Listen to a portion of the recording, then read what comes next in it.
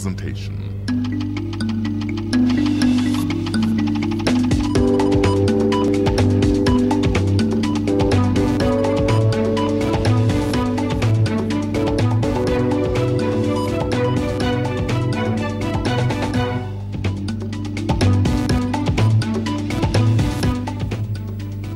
And it's time for Interface once again here on SABC 3. A warm welcome to you. My name is Thembisa Magele.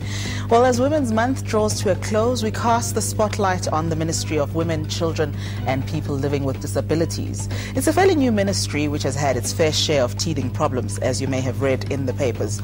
But what has this ministry managed to achieve in its short life? That's one of the questions we're asking tonight.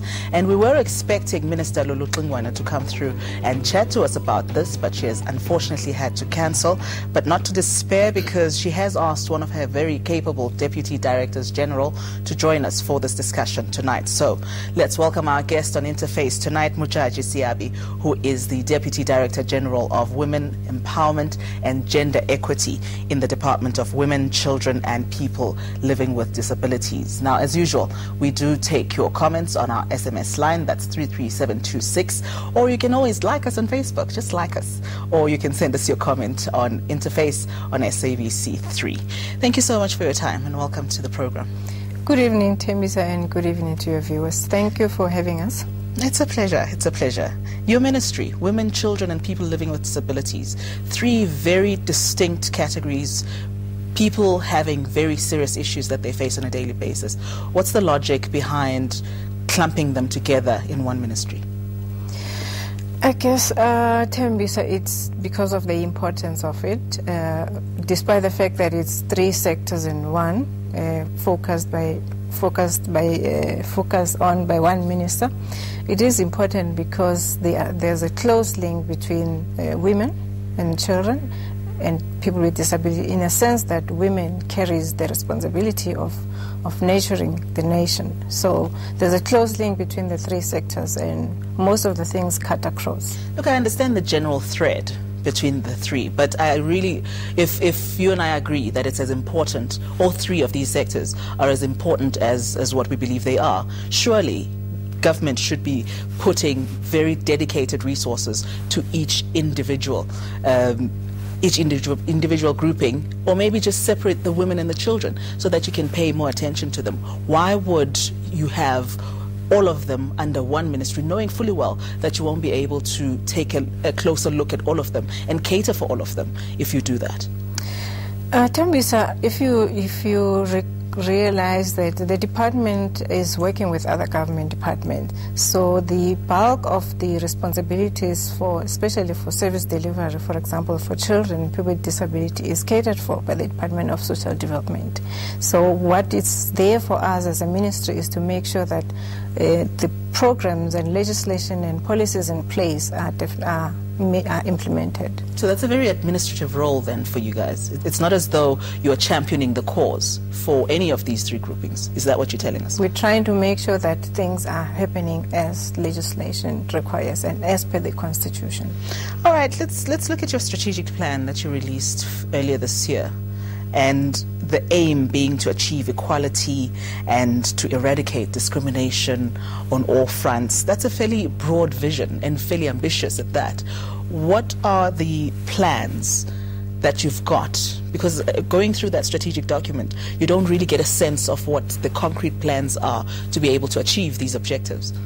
Okay, just to give you a few highlights and the most key, we intended to ensure that in this financial year we have the Gender Equality Bill, which we call the Women Empowerment and Gender Equality Bill.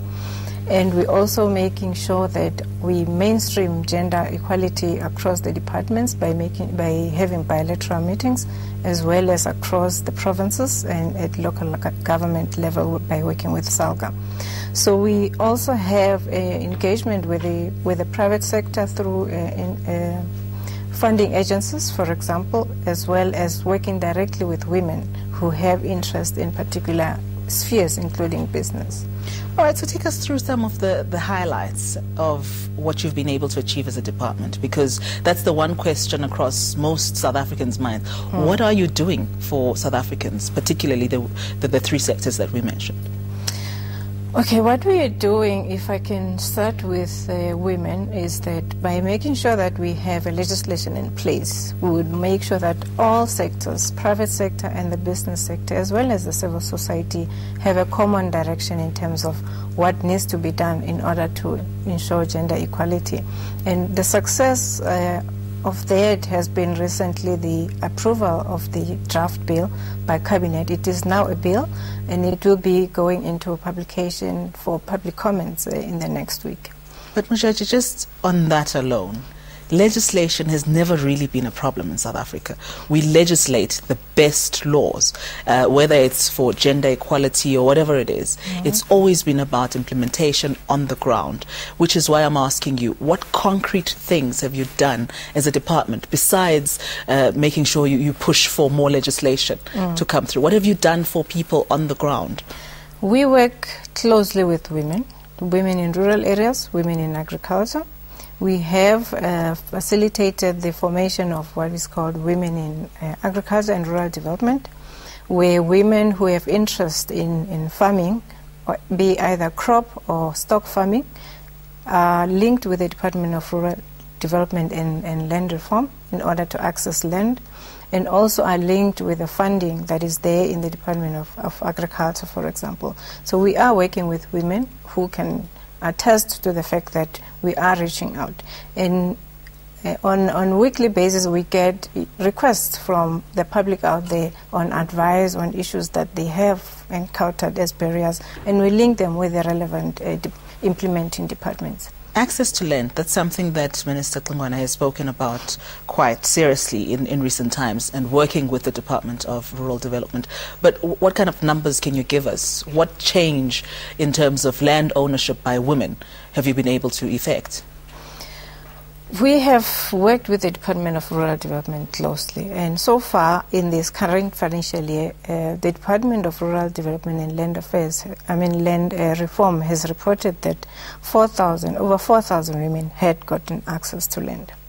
This is over and above the women that had the access before, or this is brand new women that are coming on stream? For this financial year, yeah. Okay, and you're impressed with that? We're working slowly but surely, but there's hope at the end of the tunnel. All right, we'll take your word for it. Let's take a quick break. When we come back, we continue this discussion looking at some of the other aspects that the department is working on. Remember that we do welcome your SMSs 33726 or our Facebook page. You can always drop us a comment on that page. It is Interface on SABC3. We're back after this.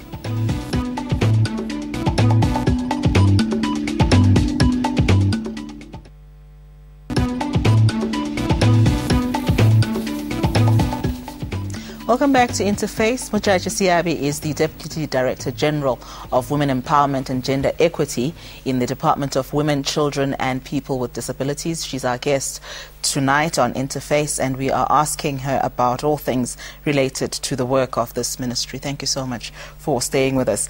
Now, some of the Facebook comments coming through. Wanki in Johannesburg wants to know, why is it that the department has been very silent on key issues affecting children in particular? For example, the Limpopo textbook scandal that broke. The expectation was that your department or your minister would at least be more vocal on this issue, in condemning whatever she needed to condemn. Why didn't she do that?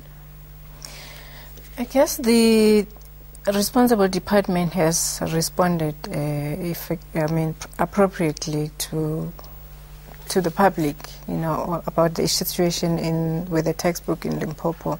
And the minister has responded to other issues on TV or on print media, on issues that are affecting children, women and people with disability, for example, issues of rape, the killing of children. So there have been certain issues that she has responded to. But how do you determine that? Because if we take the approach that you're suggesting now, where she says, look, the responsible department will take care of that issue and will respond, then what room does that leave you? Because as we said in the beginning, yours is more of an administrative role that tries to support the other departments. Then what would you be commenting on? What would you be more hands-on in?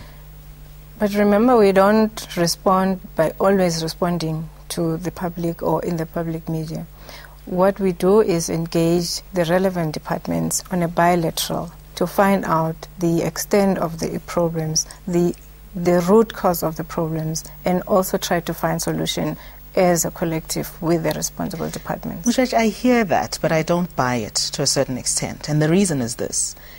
As the public, we are looking to you, whether it's women or children or people living with disabilities, we're looking to you to champion our cause. And so if your response is, oh, well, we are having bilateral meetings with the relevant departments, that's not good enough for us as the public, because what we want to know is, how are you standing up for us? What are you doing for us? How are you championing our cause? And that response doesn't tell us how you're doing that. Like I'm saying, we have responded to certain issues. We cannot respond to everything all the time. How about the key ones that are making the headlines, the key ones that are affecting the education of our children, the key ones that are affecting the safety of our children, or the representation of women, the issues that are bread and butter issues for all of us in South Africa? But remember, there are also many things that are key, that are happening every day in our lives or in the public. So our response would be responding as and when we manage to do that. But I'm saying it's not like the department is just keeping quiet. We are doing something. All right. Let's move on to something else. Another Facebook message from Modjadji, also in Johannesburg, saying the separation that we spoke about in the beginning between the women, the children, and people living with disabilities, and the fact that they all clumped into one ministry. Are there any plans to separate any of these so that you have a more dedicated focus on each of these groupings? Not at this stage. And the reason is? It has not been in any plans or discussion. So I cannot say we're going to, but it's not at this stage. Okay, so if we want it to happen, South Africans will have to be the ones that stand up and call for it. Is that what you're saying? I'm not sure. I cannot answer to that. I think circumstances will dictate as well. All right. Now, one of the SMSs coming through on our SMS line is that it's a complaint, really, that your department is not focused enough on people living with disabilities. What would you respond to that? Or what would your response be to that? It is focused. I'm not sure what that means, because we are having interventions that we're doing, working with disability associations or institutions that are dealing with disabilities. We may have not been as vocal enough out there in terms of being visible, but there is a Deputy Director General responsible for people with disability, and he has some program that he's busy with. Okay. All right. Now, I think part of that question is linked to some of the headlines that we've been seeing relating to this department. For example, there's all of the headlines around the spend that the department has had on trips overseas. You know, one of the reports was that a trip to New York that cost 6 million rand is about double the budget of the people living with disabilities. Now, how has the current minister tried to address those kinds of concerns?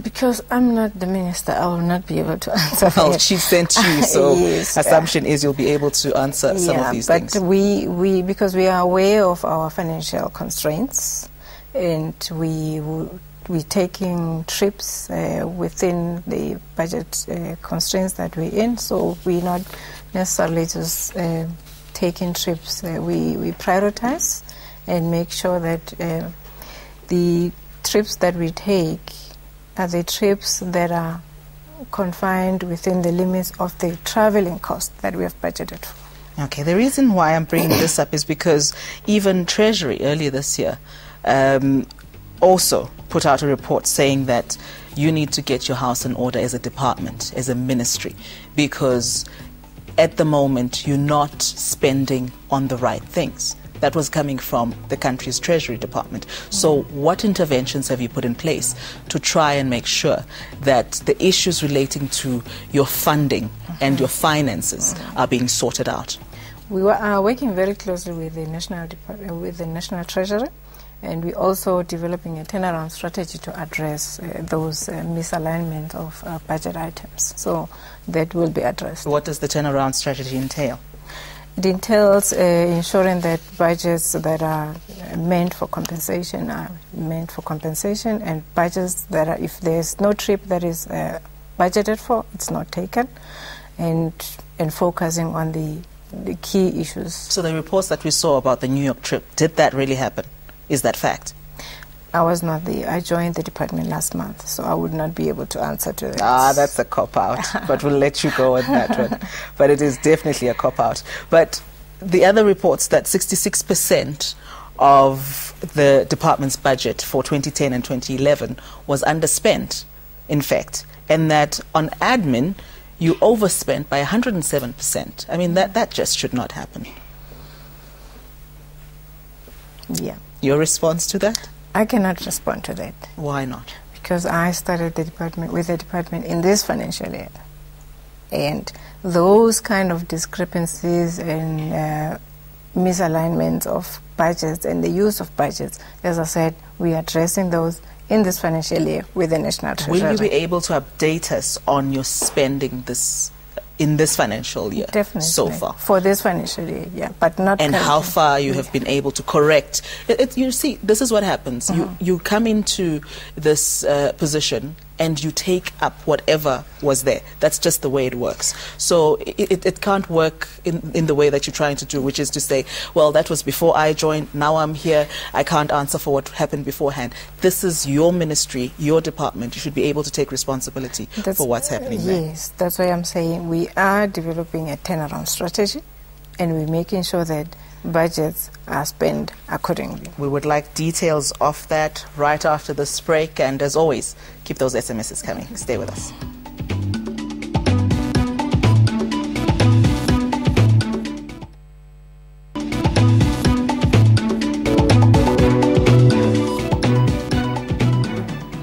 Welcome back. We continue our chat with Modjadji Seabi, who is the Deputy Director General for Women Empowerment and Gender Equity in the Department of Women, Children and People Living with Disabilities. And before the break, we're talking about some of the finances of the department and how you are correcting some of the mistakes that were made in the past. And I just wanted you to explain the turnaround strategy that you're telling us about, because what we know and what we read and what we see is that the department's finances are in disarray. Treasury agrees with that. You say there's a turnaround plan. What does that entail? How are you addressing the key concerns? In the turnaround strategy, what we're trying to do is to ensure that we cut on expenditures that are not pushing on the priorities of the department, and we have put on hold appointment of staff. Okay. Even though we are extremely shortfall of human resource. So in the main is ensure that we don't incur a high expenditure on trips, but work through our sister departments as well as other stakeholders to implement some of our performance indicators. And in terms of budget allocation, where is the bulk of the money going? At this stage, I think the bulk of the money is it's with compensation, and because of the imbalances in terms of the strategic plan, we had actually over promised in our strategic plan, and not balancing the issue of the number of human resources we have in relation to the activities that we needed to implement. Okay. Have you corrected that, or are you going to correct that? We are in the process of correcting that. Okay. Now, in terms of the allocation, children, from what I understand, get the smallest chunk of the budget. And yet the issues, like we were reading in the papers recently, the children in Limpopo that were stoned to death. We are reading of children being abused every day. If it's not the schooling issue, it's something else. What's the logic behind having such a small allocation to children? As I indicated earlier to you, it's it's because we're working very closely with the Department of Social Development, and the bulk of the responsibility of service delivery is reliant on the Department of Social Development, as well as with regard to safety and security is with the Ministry of Police. So the projects that we have are mainly to ensure that we're raising awareness, and we ensure that we continue talking with relevant ministries in terms of meeting the needs of the children. So what sort of projects are you undertaking for children? We currently have the National Children's Plan that we're putting in place, and that plan should entail activities in terms of how we're going to ensure that children are taken care of fully, and ensuring that the implementing departments are responding accordingly. All right. Now, looking at women and women empowerment, which is your strong point and your focus within the department, our approach to women empowerment, as we've spoken about on this show, is very numbers-based and very quota-based. How do we move from that and ensure that our empowerment of women actually trickles down to the ground and is broad-based enough? What interventions are you putting in place as a department to try and push that forward? What we're doing is to ensure that we interact with the women themselves instead of going to say we monitor department only. So in addition to monitoring government departments as well as the private sector, we engage with women to ensure that we understand the barriers that they're experiencing, to ensure that we begin to have programs that raise awareness to enlighten women on institutions where they can get necessary resources that they need. We also engaging with the funding agencies like the IDC and Development Bank of South Africa to engage with them to ensure that the allocations of funds or loans or whatever amount of financial resource that they, or even support in terms of business plans, there is a reasonable amount of that support given to women. And a lot of what I'm hearing you saying is we're engaging. But what kind of change are you bringing? You know, out of those engagements, you're talking to everybody, but what kind of change is trickling down to the ground? If we engage with those women and those institutions that are having funds or having the responsibility to release land, for example, is that it changes the lives of women, because then they then become part of the mainstream economy. But is it happening? What I'm asking is, are you seeing a change on the ground? Are we seeing the IDC putting more money, for example, towards women development? Are we seeing the people that you're talking to actually putting their money where their mouths are? We are seeing that. As I speak now, we are working with the department, with IDC, which has allocated a huge chunk of money, over 30 million or so, to funding women in agriculture. So there are tangible changes on the ground. Yesterday, the government was supposed to have launched the National Council Against Gender-Based Violence. That didn't happen. Why not? Because the country is in the state of mourning following what happened at Marikana. So the department also took a decision to ensure that we also respect the process and be part of the nation's mourning. Now, the general sentiment, and I'm one of those people that shares the sentiment, that as a country, we're very fascinated and enthralled by councils and commissions, and every problem we have, we set up a commission or we have a council. What's the purpose of this council, and what difference is it going to make over and above what's being done right now? The purpose of this council is to consolidate the efforts of all stakeholders so that we have one process that we're working towards.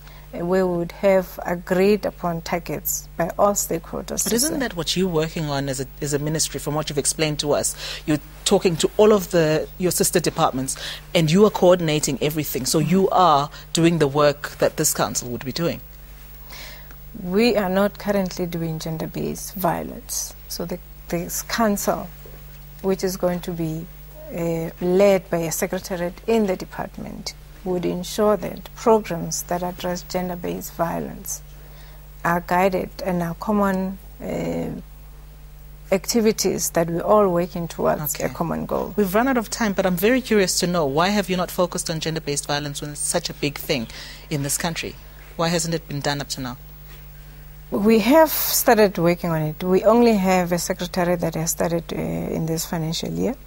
But like I said, we have engaged on issues of gender violence. We have talked with the Department of Justice, for example, and I'm sure you're aware that we're also dealing with the traditional courts bill. So those are the kind of